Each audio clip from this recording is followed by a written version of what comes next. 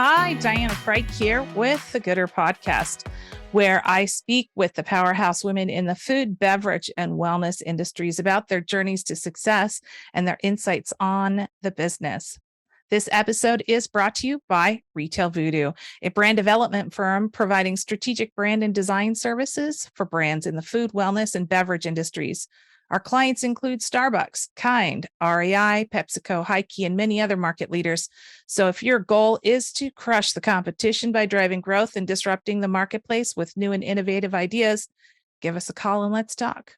You can find out more at retail-voodoo.com.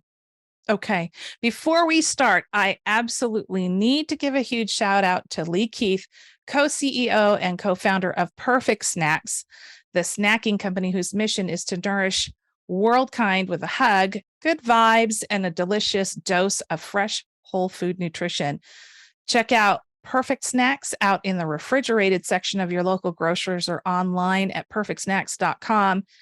And Lee, thank you so much for making this introduction to Cassie Burr.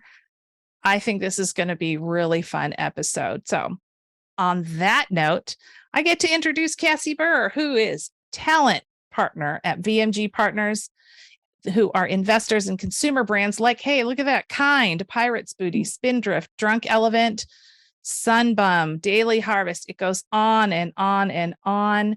And I want to say she's also, and for me, more important for this episode, executive director of the Women on Boards Project, a nonprofit that she co-founded in February 2020 in collaboration with VMG Partners, TSG, El Cateran, Swander Pace, Encore Consumer Capital, ACG, and Circle Up. And that has placed 40 women on consumer company boards. I cannot wait to hear about this. Hello, Miss Cassie.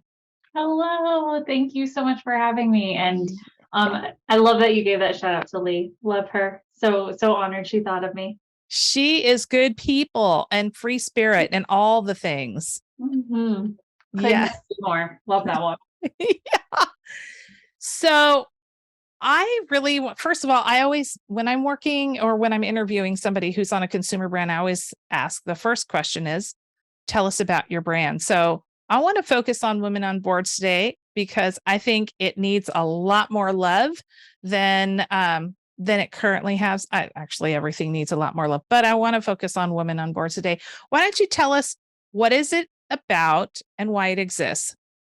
So the Women on Boards Project is a nonprofit with the mission to diversify the boards of private, successful consumer companies. So back when we started this in 2020, I really applaud there was a growing movement around organizational diversity, especially at the board level. But where we thought some of those groups were kind of missing the mark was in their approach. A lot of the conversation back then was around what I would describe as the supply side. Okay. How do you increase the pipeline of board-ready women? Mm-hmm. And so much of that approach is broken. First of all, there's not a pipeline problem. I think you would agree. Most women would. That is such a frustrating thing to hear. But also this phrase board ready is really counterproductive, really problematic. What does that mean? When are you ready? And so we instead have focused on the demand side. That's where we think we can successfully solve the problem. We need to get more consumer investors and companies to create space in the boardroom, to recruit women into these opportunities. So that's the approach we took. That's why we signed up all those consumer investors and many more to be part of what we're doing. And then we as the nonprofit support the companies pro bono in finding the women. And 2.5 years later, it's going really well. Oh my goodness. Demand ready. I think that is a topic for beverages, plural. Yes. Always a fun topic to have over drinks. I agree. Yes. So now you're co-founder. What about this mission was calling to you? Why you? So the story goes, years ago, a few of us kind of got together in a room, and I really would start by calling out Cheryl O'Loughlin. Mhm. So she is a force in her industry. For those that don't know her, she was the CEO of Cliff Bar at one Mhm. point. She was one of the co-founders of Plum Organic. Mhm. She then became the CEO of Rebel. And in this chapter of life, she's doing a lot to support the industry. So she approached myself, she approached my boss, Kara Roel, Melissa Facina, and a few other women, just being like, this is bullshit. Like, Mhm. how do we work in this industry? How are there so few women? When you look at the consumer, who is the consumer? It's 70 to 80% of consumers that are buying the products in our industry are women. How are we not better represented on the Mhm. boards of these companies? So we started with the problem, and then we kind of all came together and be like, okay, how do we uniquely change that? So it Mhm. was, in those early days, a lot of just believing like, if not us, then who? Right. And since we really have conviction that we can play a role in solving this, like, okay, where do we go from here? And again, like Cheryl, she is a freaking force. She knows, she did not take no for an answer. I learned a lot from her, especially in those early days, around Mhm. how to just like make it happen. Mhm. Awesome. You took it into your own hands. Yes. I think that well, there's a lot to be said for that. And I'm sure we'll address that a little bit later on. But I want to go back a little bit further in time and learn about how somebody who, well, I want to say that your story starts with math. I know that sounds fun. So tell us your story. How did a research analyst turn into this powerhouse talent developer and leader of women? Like, give us a little, Reader's Digest of how that happened. Mm. Yeah, like in short, gosh, good fortune, a lot of luck, being in the right place at the right time. Um, maybe some preparation I'd throw in there too. I Yeah. need to give myself a little credit. So I'm originally from Phoenix, went to school, where I grew up. So I went to Arizona State, studied math. And that story is just like I had an amazing math teacher in high Did you? school. Yeah, my mom is a teacher, so like shout out to the world of teachers who just have such an influence on people's lives. And so her, my math teacher, a lot of reasons just encouraged me like, sure, why not study that in school? And there were some great professors. ASU had recruited some folks from Cornell, so I got pulled in some really Oh. cool like math bio, research programs right from the get-go, and like loved my time there, Mm-hmm. but like really had very little exposure to what a career in math could look like, or really, frankly, any career Mm-hmm. outside of my bubble at that time. Mm-hmm. I got very lucky. I had friends that had interned with Goldman Sachs. Mm-hmm. Didn't know what Goldman Sachs did, what it Mm-hmm. was, but they encouraged me to just meet them anyway. And Mm-hmm. so a lot of things happened from there. I did wind up joining Goldman, was there for just over 5 years. It was amazing. I was in operations, which meant a lot of things, but I think one fortunate component was I was part of their Utah office, which is Okay. like not the hub of Goldman, right? But the Yeah. plus side was it was a brand new office. I was literally one of the first people hired there. They sent me to New Okay. York for 6 months to learn my job and take it back to Utah. Okay. Um, and there was just so much opportunity. They had to build this office from scratch. They needed heads of their affinity group. So eventually I joined the leadership team of our women's network. They needed people to lead recruiting. So I was able to be involved in that. Aha. These initiatives that if I was in New York, I would have never had the opportunity to do until I was Yes. 5, 10 years in. But being in a new office, it opened up doors. So it Mm. was through that exposure that I learned that the people side was what I really enjoyed. I think there was an opportunity to intersect my more data-driven math approach with humans and people. I joined a search firm for Oh. a hot minute. I was only there for about a year in San Francisco, but it kind of gave me a taste and validation Yeah. that intersection was really interesting, and that I could merge those parts of who I was. Yeah. And then, I've told this story many times. It's equal parts embarrassing, but hopefully also helpful for others to hear that can resonate with imposter syndrome. Yeah. I got a LinkedIn message one day from someone that said networking. He was a recruiter Okay. reaching out about my now job at VMG Partners. And I sincerely just thought he wanted to network. He had shared this opportunity, this VP of talent at VMG. Yeah. I knew of VMG because I had unsuccessfully tried to recruit a lot of their CEOs. And those folks were very happy in their jobs. But I just, embarrassingly did not expect he was trying to recruit me for the job. So I actually did a little bit of research on my own, and I sent him a couple profiles of people I would recommend. Mm-hmm. And I think he was like completely confused, because who does that?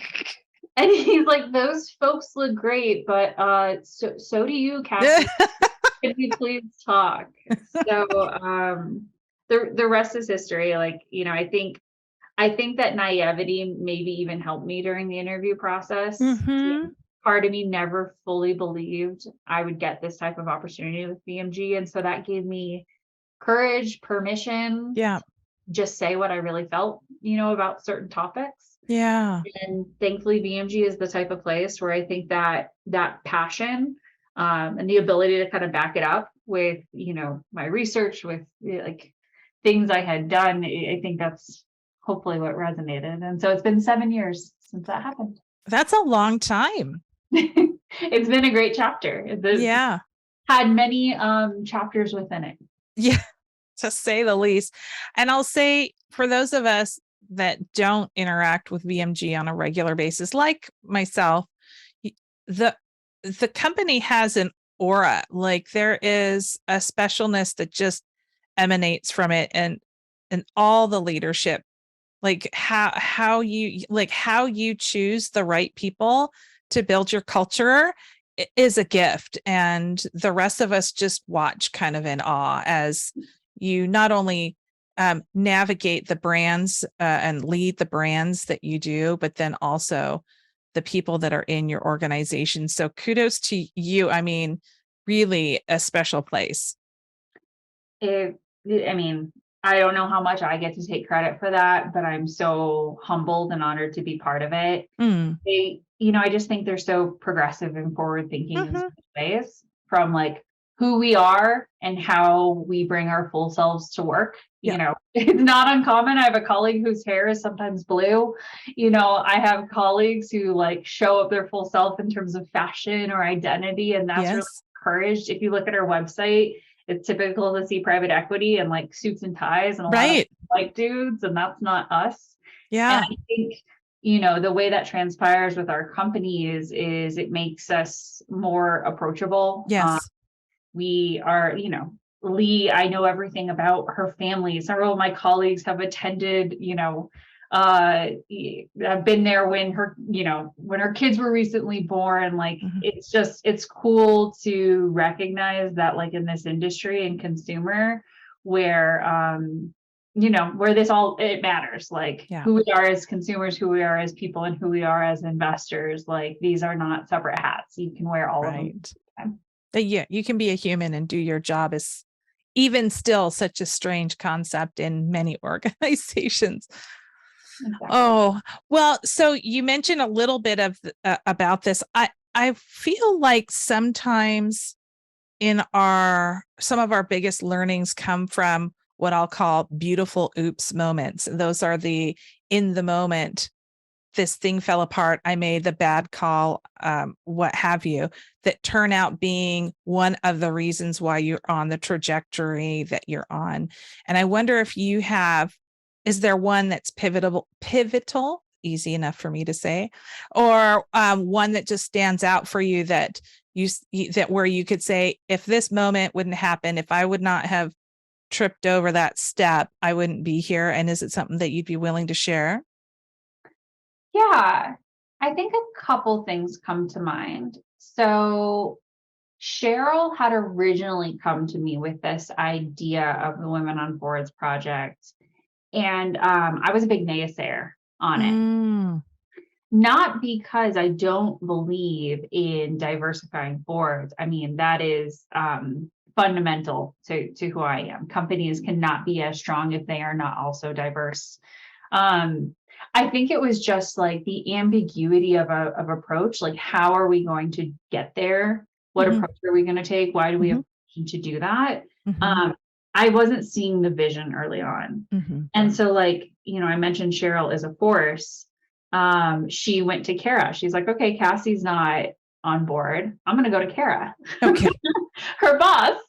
And Kara is a visionary, and I think saw what Cheryl wanted to build and wasn't worried about the how. Mm-hmm. So thankfully, because Kara's my boss, she pulled me right back in. She's like, you will be involved. Okay, you're right. And obviously, like I'm so glad, right? So I think Yeah. that's taught me, order of operations. Like Yeah. you can figure out the execution and the how later. Sometimes Mm-hmm. the vision is what needs to take priority. And then, like, this was less of an oops on my part or an oops on anyone's part. But what was interesting through this journey is Kara got sick early on. Mm. And she has since passed away I'm sorry. last year. Thank you. I appreciate that. I am too. And when she got sick and kind of had to recuse herself from a lot of what we were building, it forced me to step up. I didn't know what the hell I was doing, and in a lot of ways, I didn't know who to turn to have the answers. And I just had to kind of dig deep and trust Yeah. my gut, and trust these amazing women around the table. And so I think I'm grateful that I think that was one of the inflection points I grew most, was being put in that ambiguity. Yeah. Interesting that your superpower in the moment, the analytical mathematician, where you couldn't connect the dots on the front end, ended up being a little bit of a trip for you, but then came back around and you were able to put it back on your cape and just push this whole team forward. I mean, I know it's not just you, but I mean, in regards to your involvement, it's interesting how our strengths and become our weaknesses in these very specific moments, right? So like in my VMG role, I often think about our founders and our Mm-hmm. CEOs. Mm-hmm. In very rare cases, those are the same people. Right. Like Exactly. Rachel Verori, amazing at being able to wear both hats. Mm-hmm. Bill Creelman, Madeline Hayden, few other, Nancy Twine. Mm-hmm. But that's rare. More Mm-hmm. often you have the founder who knows how to put visionary guardrails on and like just Yes. say no to all, and they just see the big picture and they're so creative. And Mm-hmm. then you got CEOs who are like execution and strategy and Mm-hmm. like how to get there. With the whole Women on Boards project, what's been interesting is I've had this identity crisis in some ways. Like, Okay. I've never viewed myself as a founder. I viewed myself as the execution, the right I hand. see. Mm-hmm.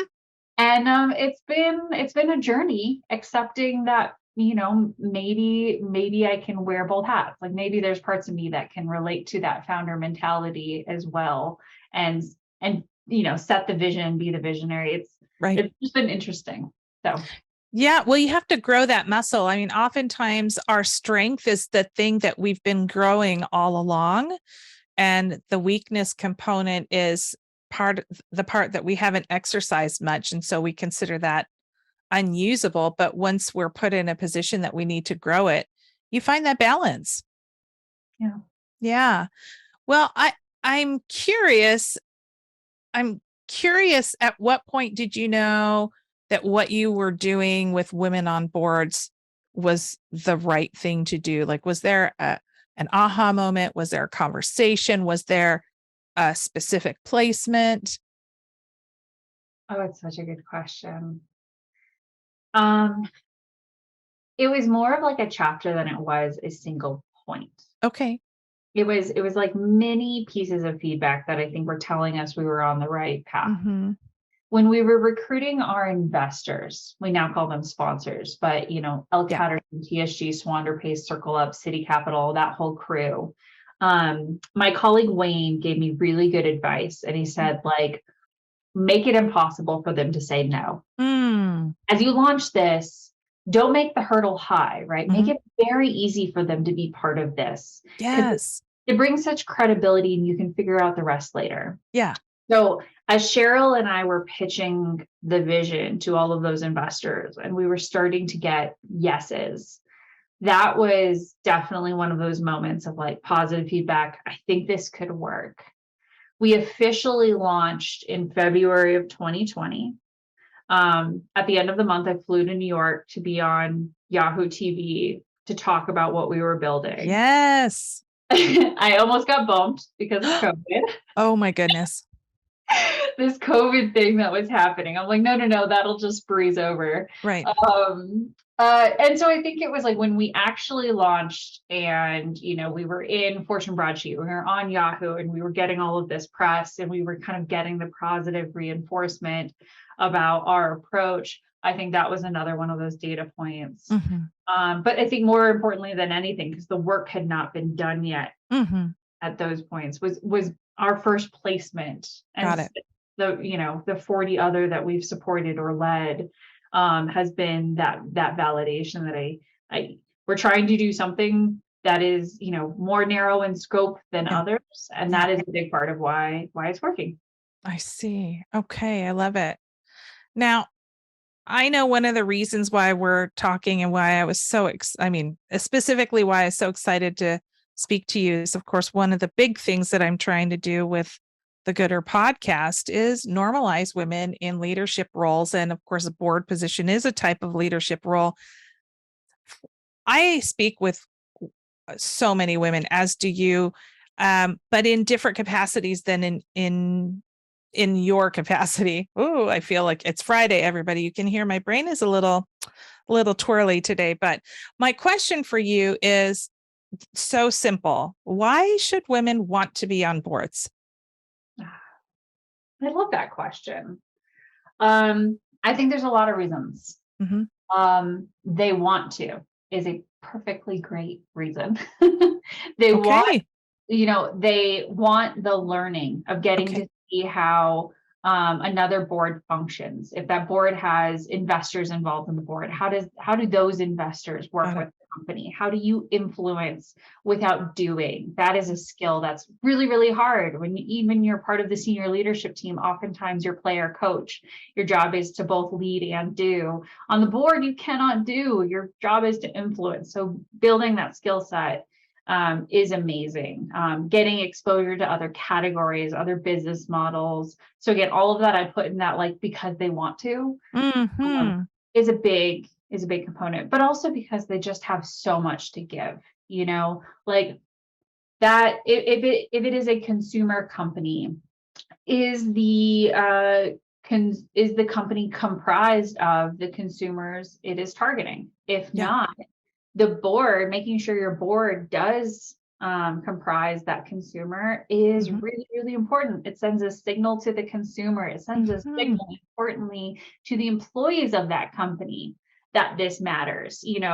Your boss, the CEO, is reporting to the board. And so if that board represents the consumers you're serving, that's very powerful in terms of retention and recruitment of your team. So a million other reasons, but those are things I'd highlight. Those are the biggie. Well, so then what do you find often stops women from accepting an offer or even entertaining a conversation with you? What are we telling ourselves that isn't true?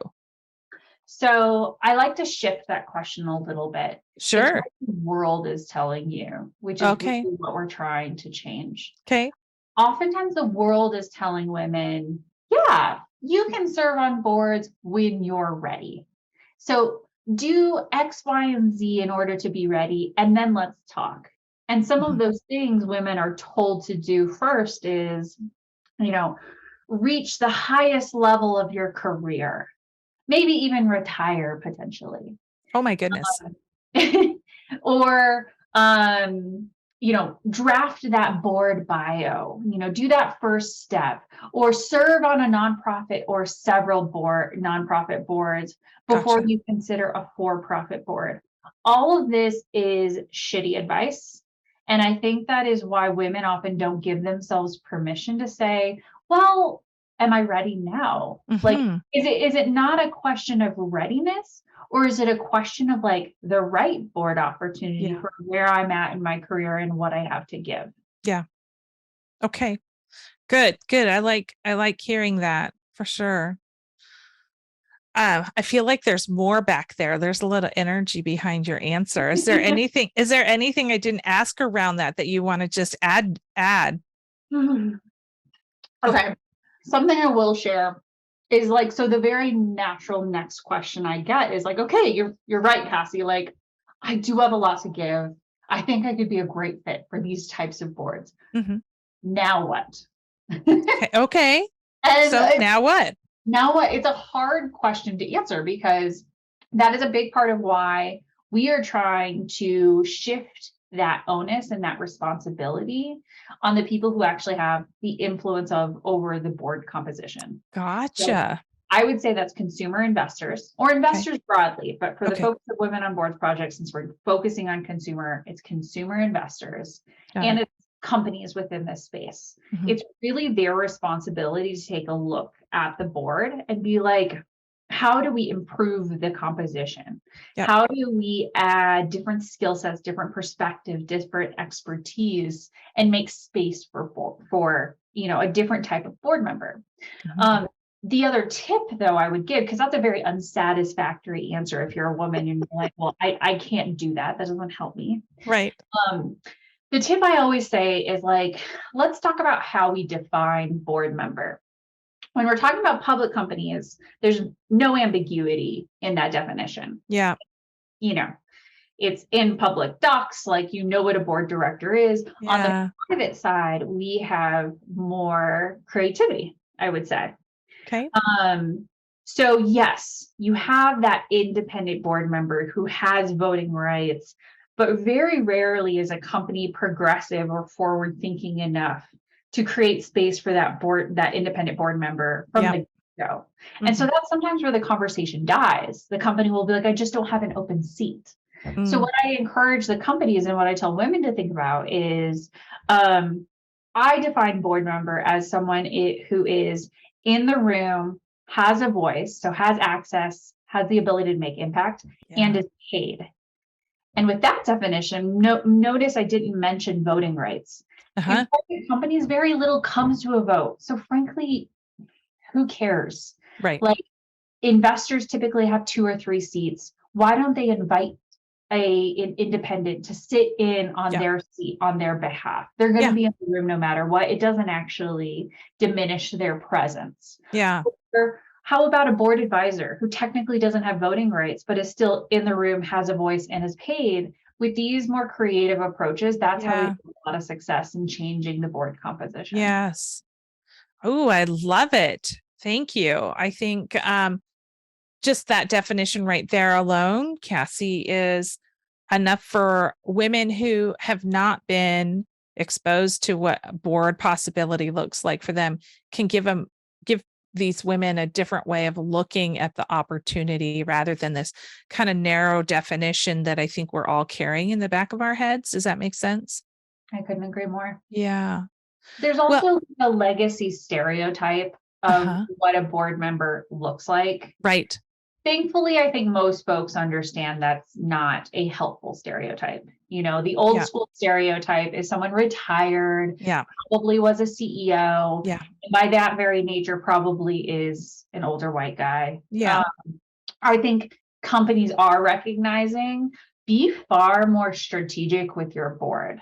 Are Yeah. you going through this massive digital transformation where you were, 90% of your revenue was all in retail, like in Right. brick and mortar stores, but your product has the opportunity to really sell on Amazon or direct to consumer? Right. Go find that digital expert. You probably don't want that person to be a CEO. You probably want them to Right. be a chief growth officer or a VP of digital, or Exactly. and so that's another area where we're demystifying those Yeah. stereotypes and re-educating and having a lot of success. Yeah. Well, you say something that I would like to use. I love a good analogy. And you said something that I was like, okay, look, if you are a CPG company, I guarantee you 1,000% you are not just selling your product in the grocery store. That over the last 3 or 4 years, you have gone to a DTC, hardcore DTC e-com platform. You've changed and you've migrated in order to meet the demands of the consumer and what's happening in the marketplace. For some reason, when it comes to people, we get stuck. Operations, we're willing to make the change. So we have the ability to make the changes. It's a conscious choice. And maybe that's what it is just reminding the leadership of these companies that who you put on your board is a conscious decision, that this isn't about putting, I'm going to throw a stereotype in there, your golfing partner or what have you in on the board. That we can make the change. We just have to be aware. Yeah, I couldn't agree more. And Yeah. I'm really optimistic because so many people get it. The consumer investors, they get it, the companies, the founders. So we really are, we're in an exciting time. I love it. I absolutely love it. So as you're moving forward, I'm wondering, what do you have a moment that you can share, something that you're proud of? I know it's kind of hard to choose your baby's favorite moment, but if you could just kind of say, yeah, this was one of my favorite things I like to talk about the most about what we've been doing. This whole time you haven't caught me off, on the backs of my feet. I have a lot of thoughts. I always have thoughts. Um, okay. This is another learning for me too. Okay. Okay. For 2 years, there were about 5 or 6 of us that did this work Okay. as volunteers, as our nighttime jobs, Right. largely, with amazing support from, my VMG colleagues. They always knew what I was working on and they saw the intersection of Yes. worlds. But always kind of felt like, maybe I shouldn't convey exactly how much time I spend on this. An hour a week, I swear. Right, exactly. And at the end of 2021, one of my fellow board members, Brianna Rizzo, who is now one of my colleagues at VMG Partners, we recognize like this is not sustainable. Like we're holding this back. This will not be as big as it could be if we just continue to allow it to just be a few of us volunteers as our nighttime jobs. Right. So it was really Brianna that had the idea, like, what if we launch some type of committee framework? And we see, like, if we can define great committees, great goals for those committees, maybe folks might want to get involved in what we're doing. Yeah. And yeah, it's been a really rewarding 6 months since we launched 6 committees. Oh my gosh. We're overwhelmed by the interest that people, that other women who can just so understand this journey and want to be part of the solution. Yes. Who raise their hands, Yes. CEOs of VMG companies or heads of marketing or people that we've like helped placed into opportunities. Like seriously, some of the most incredible, accomplished folks said, yeah, I will spend my nighttime hours, Yes. considerable amount of time, make sacrifices to be part of doing this. So we now have about 35 committee members that are helping us build what we're doing. And I'm really excited by the scale, about the impact we can have with so many more folks involved. Yeah. And did I see that Rusty Porter is on part of your posse? She is part of our posse. Yes. She's a perfect example. She's one of the folks that we had early on introduced into a board opportunity, dry soda. Yes. She's not the only, quote placement that Yes. we made that raised their hand and is like, wow, thank you. I benefited from what you guys are building. And I want to make sure it benefits so many more other women. Yes. Awesome. I like her. She is such good people. I couldn't agree more. Love her, Yes. Rusty. Mwah. Okay. So when you're thinking about when people come to you and say, how do I change the world, I guess, because you do a lot of things. So I'm just going to say, how do I have an impact in business like you, Cassie? What kind of advice do you give them? Oh man. So I think the first thing that comes to mind is the people I get to do all of this work with. Mm-hmm. And I can't undervalue or underrepresent the impact that has on all of it. So I'll give a few examples. I referenced Brianna. We've always been really close friends. We got to work together on Women on Boards project and got to see what that looks like. I've always kind of referred to her as my work wife. And when the opportunity to work with her in my day job came up, I was kind of nervous by the idea. I remember telling that to Kara, and Kara being so wonderfully supportive, just oh my gosh, that's such a great idea. I know that we were targeting someone way more junior, but I think this is a beautiful marriage. You guys could support each other's in your careers, but also your lives as you have children. And I was just Kara's support and Brianna's excitement, all of that, that was just a great example. Elisa Williams is a partner at VMG. She's also my best friend in life. And again, to have someone that knows you so well that can call you out on your bullshit when you're being stupid or not giving yourself enough credit. Yep. That can help you see your blind spots is wonderful. Yes. Melissa Facina is another one. She's on the board. She's one of the founders of Women on Boards project. The ability to call her and talk out loud and her just supplement the way I'm thinking about everything and help me get from point A to B is wonderful.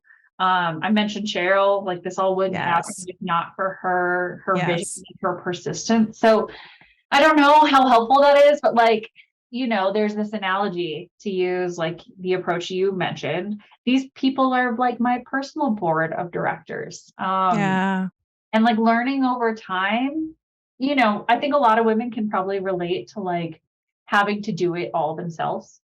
Because if you don't, then other people might see your weaknesses. Yes.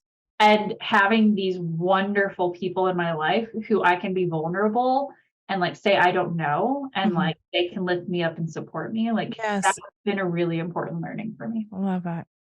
I want a personal board of directors. I wrote it down and I circled personal board of directors. Anybody interested, just send me an email. I'm on LinkedIn. Well, I got you, Diana. I love that Lee brought us together. I love what I've been learning about what you've built. The community of folks that you are lifting up and celebrating and bringing to light is just magnificent. So I know that we're just early in our journey of getting to know each other, but I applaud you so much. And I this is just the beginning of our friendship. Yay. Well, then cheers to that. I'll tell you a little bit more there's a real cheers coming up for sure. I'll tell you about it later. For now, can you share what's next for you or VMG or Women on Boards? What's happening that we should be keeping our eyeballs on? Well, you know what? I'm probably supposed to answer from a career perspective. But I will, let's see, I'm 7 months pregnant. No. Yay. So I'm not gonna lie, I'm that is something that's on my mind. Yes, of course it is. Yeah, she's my first. I'm having a girl. Oh my goodness. Oh, all of it. How are you feeling? Oh, I feel fantastic. Knock on wood. I hope no other moms hate me for saying that. It's not without its hard struggles on me. Yeah. But I'm just kind of excited. I really think becoming a mom is going to impact everything in my life, but It will. especially, this nonprofit, my day job. I think the perspective and lens it will give me will only make me hopefully stronger. So I'm excited for that. Yes. And that it's a girl. First of all, moms and girls have a very different relationship than moms and sons do, moms and daughters, moms and sons. But how I look at the world when I'm looking at the world through the lens of my daughter is different than the lens of my son, and it drives me bonkers. And it's really the reason why I do a lot of the stuff that I'm doing now, is because I don't want her to see that disparity when she is an adult. So if it's of course going to change your world. And I got to tell you, holidays are going to be the best because you're going to see them through kiddo eyes. So that's going to be the best. I'm going to guarantee you that's going to be the best part.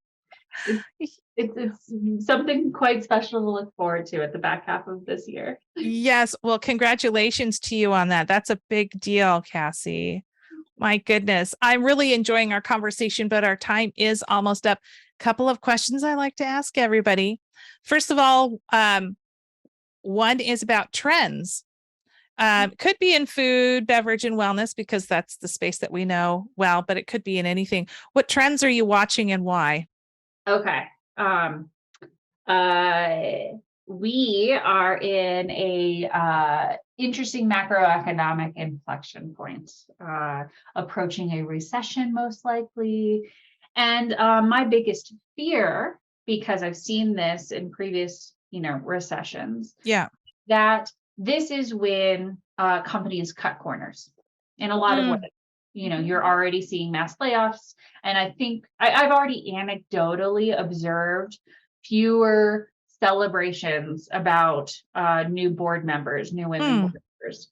And so I want to take this opportunity to say my conviction, and I don't think this is unfounded, because I think VMG has benefited from previous cycles around this. But my conviction is that companies that are brave enough to continue to focus on ESG, on diversity, on the ones that double down on bringing in those new perspectives, that different type of expertise, and aren't afraid of this environment to make, to bring on those additions. Those are the ones that will come out of this cycle even stronger. And these cycles, the down cycles, are always much shorter than the upswing. So I really hope companies keep that in mind. They don't miss this opportunity. They don't use that as an excuse not to make that board higher right now. So interesting. I am going to go out. I'm going to put money down on this. I think the recession is going to be mild and incredibly short. I think it's going to be a hiccup, and it might be along the lines of what we saw during COVID, where people freaked out, laid everybody off, and then suddenly couldn't find enough. Like, it felt like a minute later, now they were understaffed and they could. I have a feeling, I'm watching the markets and I'm super interested at how the Fed is handling interest rates. I think it's smarter than what we've seen in the past. That is another. We might have to have like 17 drinks eventually, because we'll have to talk about each of these topics individually. Well, I'm going to be craving those drinks. Yes, you haven't are. had as many as I would have liked to. Yeah, well. Well, there's where your dry soda. You know the history of dry soda, right? Actually, no. We worked on that brand years ago, and so the history of dry soda is Sherelle was pregnant and she loved wine, and at the time she came out with the brand, which is almost 20 years ago now, her choices were milk or water, because she couldn't drink juice, couldn't drink anything else. So she came out with dry soda, something that had a culinary flavor profile with no alcohol, that she could drink big girl with a real dinner. That is the genesis of dry soda. I love that. Yeah, it's amazing why that routine, and it's less about the ABV and more like the community, the being able to sip something delightful and different and indulgent. Yes. So that is the history. Good timing on that one. Love it. More Uh, shout outs for Rusty and for Dry Soda. there you go. Okay. And then are there any women leaders or rising stars out there in our industry or not that you would like to elevate or simply admire for the work they're doing right now, and why? Okay. I'm going to kick myself because as soon as I answer later on today, I'm going to be like, oh my gosh, I wish it was her and her and her. Yeah. So this is a forever list. Yes. But in this moment, a couple people that come to mind. Okay. So I would make a shout out to Aurora James. Okay. Who is the founder of the 15% Pledge. Okay. Phenomenal, the movement that she has created. I should also mention this is not her only job. She is also the founder of Brother Bellies, a amazing shoe company. Wow. But the reason why I mentioned her is she's created a movement where she's shown the light on retailers and the lack of representation of Black founded and Black owned brands on the retailer shelves. And she has very successfully encouraged those companies to change that. And you can see the increased representation across retailers, apparel, food and grocery, every sector. So I wanted to highlight her.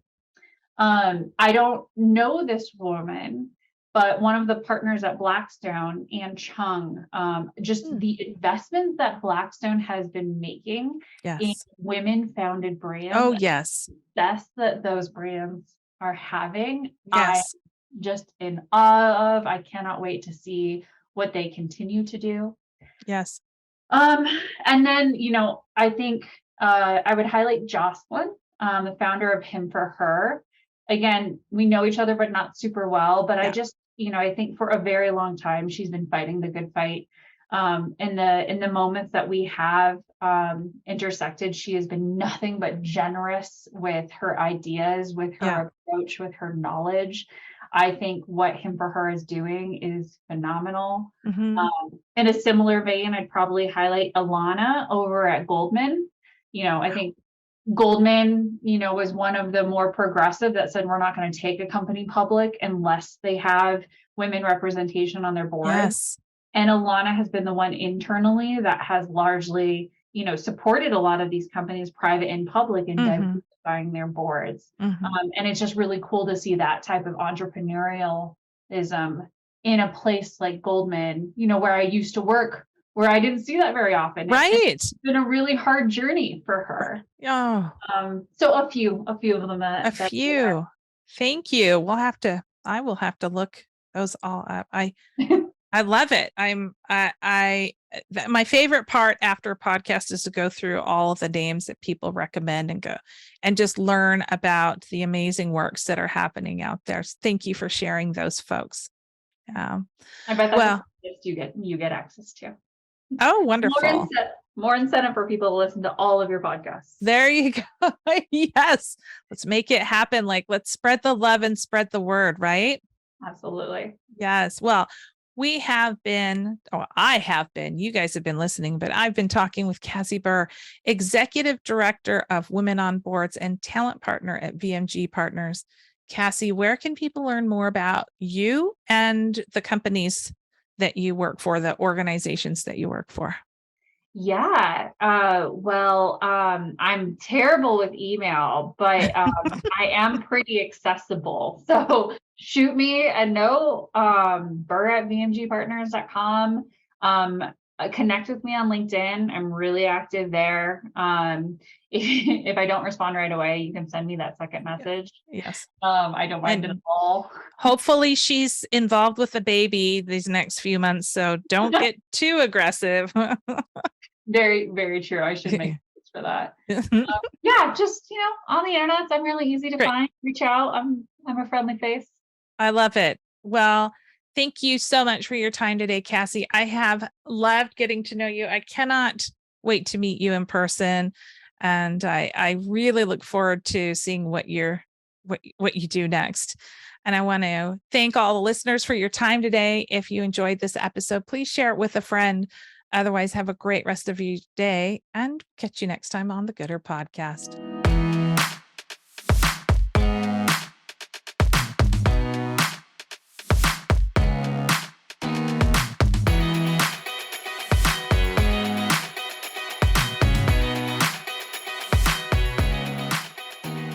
Produced by Heartcast Media.